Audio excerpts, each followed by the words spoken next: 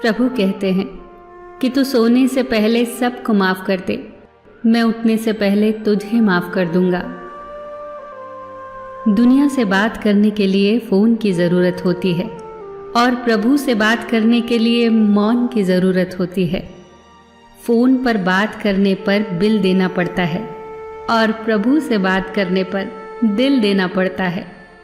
मोहमाया में फंसने वाला बिखर जाता है और ईश्वर से जुड़ने वाला निखर जाता है।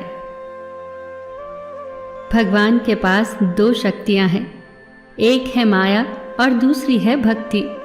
जब कोई भगवान के समक्ष जाता है और भगवान को प्रणाम करता है तो वो पूछते हैं, बोलो क्या चाहिए, माया चाहिए या भक्ति चाहिए?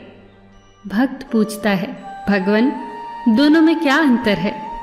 भगवान बोले, देखो दोनों में एक ही अंतर है।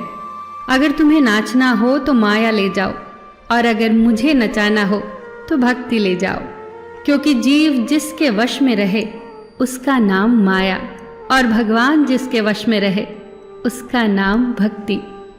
भगवान के राज्य में समस्त संसार नाचता है, जबकि भक्ति के राज्य में भगवान स्वयं नाचते हैं।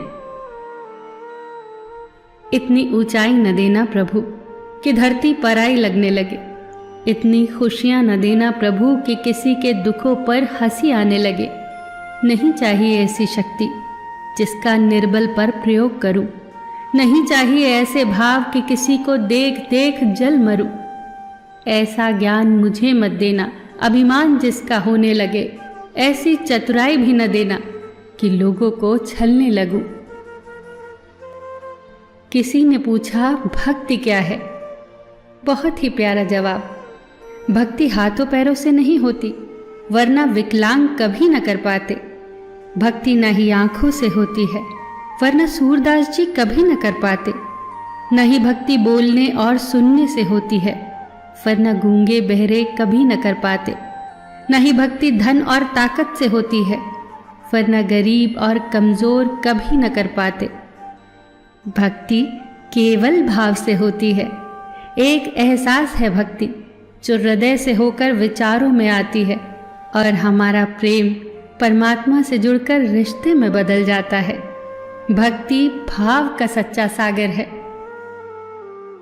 भगवान ने इंसान को जब बनाया था तो उसे सब चीजें दी, पर एक चीज इंसान के हाथों से नीचे गिर गई, जिसे भगवान ने अपने पैरों के नीचे दबा दिया।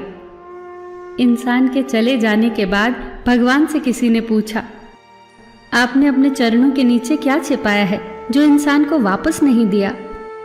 तब भगवान बोले, मैंने अपने चरणों के नीचे शांति छिपाई है।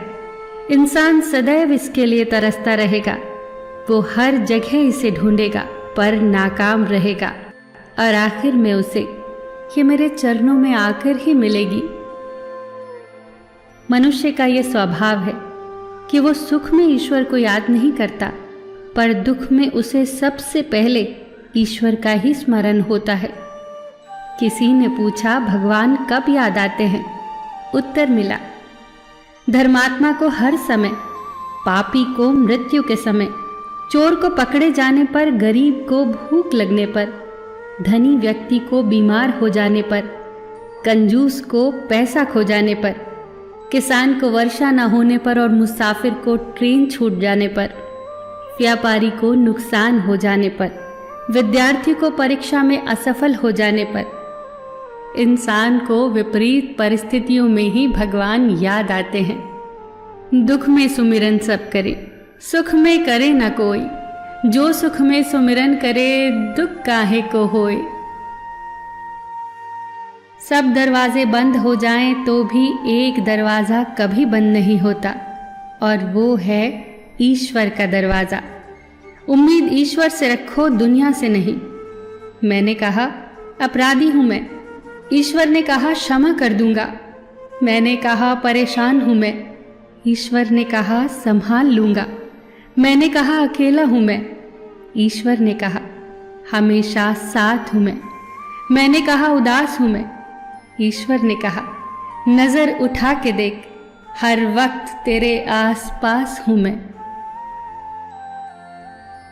जब आप भगवान का ध्यान करें तो हमेशा यही प्रार्थना करें कि हे प्रभु, अगर किसी समय मैं आपकी उंगली पकड़ना भूल जाऊं तो आप मेरी बाह पकड़ना कभी मत भूलना।